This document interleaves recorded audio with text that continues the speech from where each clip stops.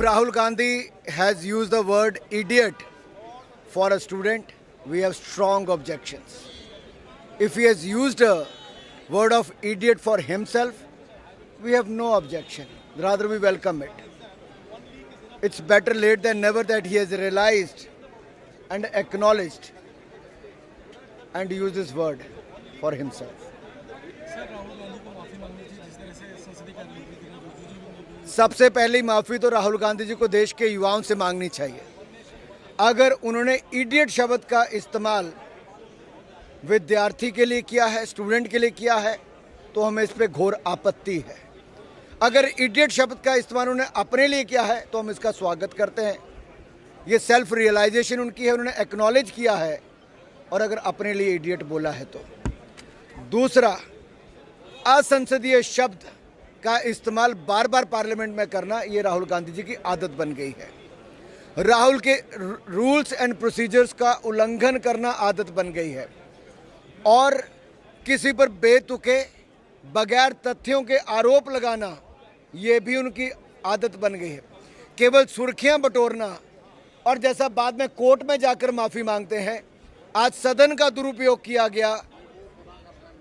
उनको सदन में गृह मंत्री जी से माफ़ी मांगनी चाहिए और देश की जनता को भ्रमित करने का जो प्रयास किया उसके लिए राहुल गांधी को माफ़ी मांगनी चाहिए, क्योंकि आंदोलन में कोई गोली नहीं चली और किसी भी इस तरह की कार्रवाई का अधिकार वहाँ के लोकल डीएम के पास होता है। तो आज बच्चा जानता है, लेकिन कांग्रेस का भी बच्चा नहीं जानता। आज अखबार में पढ़ा है और जो जिन शब्दों का उपयोग किया उन्होंने, और दूसरी बात यह है कि जिस तरह की परंपरा उन्होंने स्टार्ट की है, बिना सिर पैर के बात करने की जो परंपरा पहले भी बोलते थे, लेकिन अब जो है उनका थोड़ा सा जो माइंडसेट है, क्योंकि 12 साल से सत्ता से बाहर हैं और सत्ता के बिना कांग्रेसी जो है वो दिमाग शून्य हो जाते हैं। तो दिमाग शून्यता की जो स्थिति है उसी की पराकाष्ठा या विशेषाधिकार है। लेकिन मेरा लोकसभा अध्यक्ष जी से आग्रह है कि पिछले 2 साल से, जब से राहुल गांधी जी बने हैं लीडर ऑफ द अपोजिशन, कम से कम 15 विशेषाधिकार के प्रस्ताव पेंडिंग है।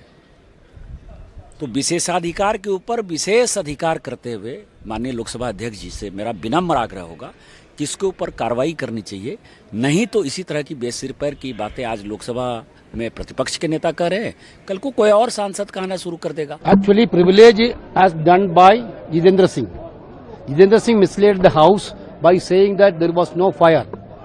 There is a clear-cut evidence that Rahul Gandhi himself showed the evidence of firing has happened, pellet gun used, and AK-47 used in Bihar also. So basically, who misled the House? Union Minister Jitendra Singh misled the House. We are going to move a privilege motion against him. भ्रम फैलाना, झूठ बोलना राहुल गांधी जी की आदत बन गई। पहले झूठ बोलकर कोर्ट में माफी मांगते थे, अब लोकसभा के सदन का दुरुपयोग किया गया झूठ बोलने के लिए, भ्रम फैलाने के लिए, गृह मंत्री जी पर झूठे आरोप लगाने के लिए। राहुल गांधी जी को माफी मांगनी चाहिए, गृह मंत्री जी से भी, और देश की जनता को भ्रम फैलाने का काम बंद करना चाहिए। कोई गोली नहीं चली। और मैं एक बात कहूं, जिस पार्टी ने 60 साल सत्ता में रहे, उनको यही नहीं पता कि ऐसे समय पर पावर्स किसके पास होती हैं। ये कैसे 60 साल सत्ता में रहे होंगे, क्या काम किया होगा। लेकिन सर, इस पूरे विषय को लेकर एक बार फिर से मल्लिकार्जुन खड़गे का ट्वीट आया है और उन्होंने लिखा है कि हमारे युवाओं पर, छात्रों पर पैलेट गन से गोली चलाई है, या तो गृह मंत्री अमित शाह के ऑथराइजेशन से हुआ है या उनके टॉप डाउन डायरेक्शन के बिना हुआ है।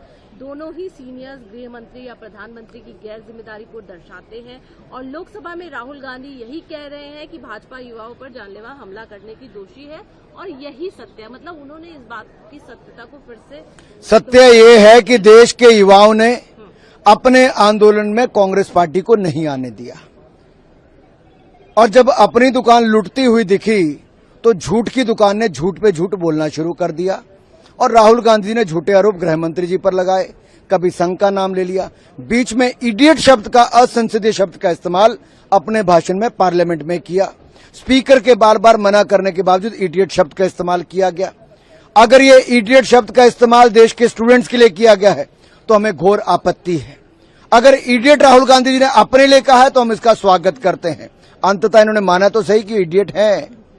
If Rahul Gandhi has used the idiot word For students, we have a strong objection. If he has used the idiot word for himself and acknowledged it, we welcome it. Finally, he has admitted it that he is an idiot.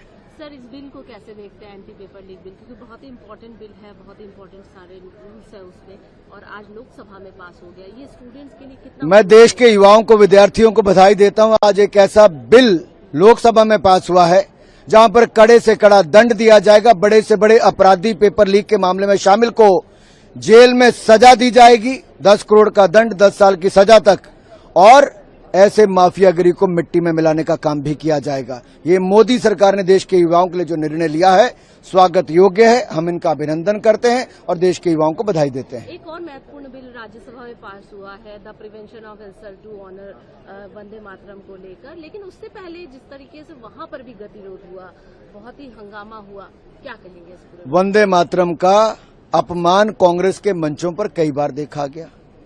Vande Mataram का अपमान कई विपक्षी दलों के मंच पे देखा गया। वंदे मातरम का विरोध कई कांग्रेसी नेताओं से लेकर बाकियों ने किया। सवाल ये है कि राष्ट्रगीत का अपमान क्यों करने पर उतरे हुए हैं? आज जब अवसर था बंकिम चंद्र चट्टोपाध्याय जी के 150 साल के बाद जब उन्होंने वंदे मातरम देश को दिया, उसमें सभी राजनीतिक दलों को शामिल होने का, और सरकार ने उसको राष्ट्रगान के बराबर स्थान देने का काम किया। ये स्वागत योग्य कदम है। इसका विरोध क्यों? इसमें शामिल क्यों नहीं हुए डिबेट में? क्या कांग्रेस की इज्जत कम हो जाती अगर राष्ट्रगीत वंदे मातरम पर अगर वो चर्चा में भाग लेते? क्या उनकी जुबान से वंदे मातरम निकलता तो क्या कांग्रेस का दर्जा कम हो जाता? आखिरकार विपक्ष राष्ट्रगीत पर इस तरह के व्यवहार क्यों कर रहा है? ये उनकी मानसिकता दिखाता है। ये बिल आज पास हुआ है राज्यसभा में, कितना महत्वपूर्ण मानते हैं? बहुत महत्वपूर्ण है और सच्ची श्रद्धांजलि बंकिम चंद्र चट्टोपाध्याय जी को है और देश के युवाओं के लिए है कि हमें राष्ट्रगीत का सम्मान कैसे करना है। हम राष्ट्रगीत का अपमान नहीं होने देंगे, चाहे वो कोई भी हो।